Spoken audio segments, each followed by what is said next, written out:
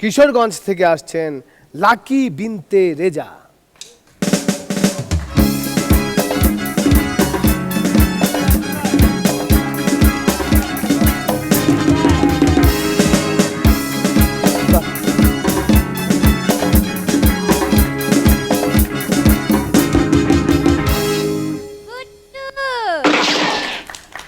এক অশিক্ষিত লোক তার গর্ভবতী বউকে নিয়ে ডাক্তারের কাছে গেল শহরে। ডাক্তার পরীক্ষা নিরীক্ষা করে বলল, দেখেন আপনার বউয়ের পেটে গ্যাস হয়েছে, তাই আপনার বউ গর্ভবতী নন। ওই মিয়া, ওই কি কন, আমি কি পাম্পার নাকি? ছেলে তার বাবাকে বলছে, বাবা বাবা, তোমার বাবাও কি তোমাকে মারতেন? হ্যাঁ মারতেন। তোমার বাবাকেও কি তার বাবা মারতেন? হ্যাঁ মারতেন। কিন্তু তুমি এসব জিজ্ঞেস করছো কেন? না, আসলে আমি জানতে চাইছিলাম যে তোমাদের বংশগত গুন্ডাগিরিটা কতদিন ধরে চলে আসছে। আমাদের সাজু ভাই, উনার পেটে এত পেস যে উনি যদি নুডলস খায় পরে সেটা জিলাপি হয়ে বাইরে। সুন্দর মুখ নয়, সুন্দর মন চাই। সবাই যদি এমন ভাবতো তাহলে কি হতো? বিশ্ব সুন্দরীরা না খায় মরত। বুঝলি, ওই জুয়েলের সাথে সব কিছুই ঠিকঠাক ছিল, একেবারে বিয়ে পর্যায়ে গেল।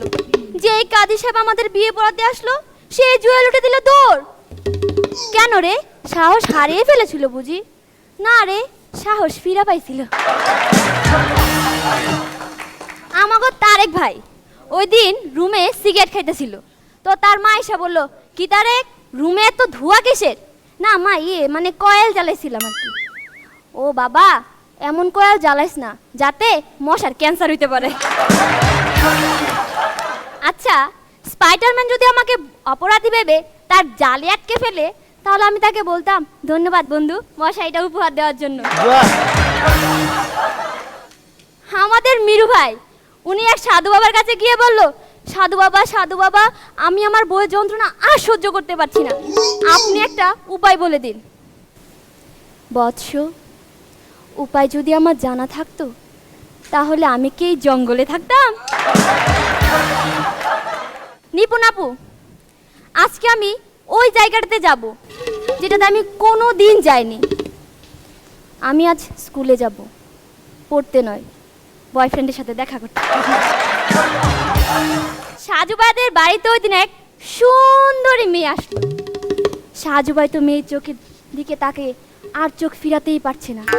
মেয়েটা সাজুবাইয়ের দিকে, সাজুবাই মেয়েটার দিকে, মেয়েটা সাজুবাইয়ের দিকে, মেয়েটা সাজুবাইয়ের দিকে, সাজুবাইয়ের দিকে। তারপর সাজুবাই তো তার এক কথা শুনেই অজ্ঞান। মেয়েটা বলল, ভাইজান সরেন, রুমটা ঝাড়ু দিমু। গুড্ডু,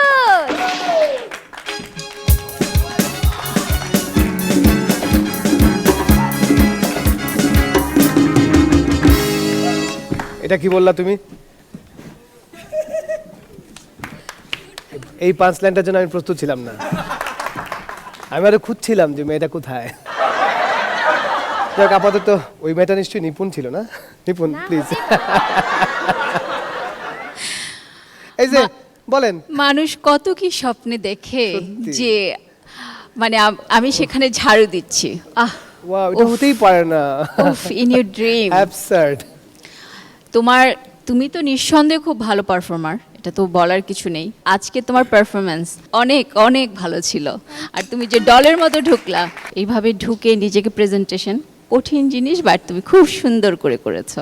বাহ, ভেরি গুড। অজর ভাই, তোমার পুতুল নাচের ভঙ্গিতে হাসর মঞ্চে আগমন আজকে অপূর্ব। তোমার কিন্তু এগিয়ে যাওয়ার সম্ভাবনা আস্তে আস্তে এগিয়ে গেল। ধন্যবাদ তোমাকে। জুয়েল ভাই, তোমার আজকের পারফরমেন্স খুব ভালো লেগেছে।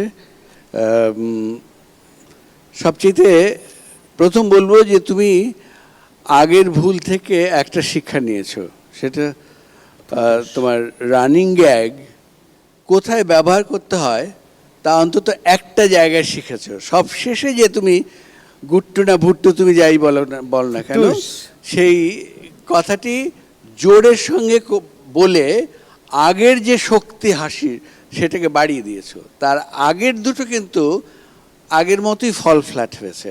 আর আর্টে ক্লিশে খুব একটা দুর্বল বিষয়।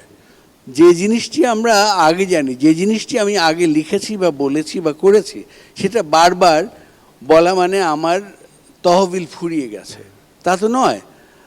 তোমাকে অসংখ্য ধন্যবাদ। Thank you Lucky, thank you.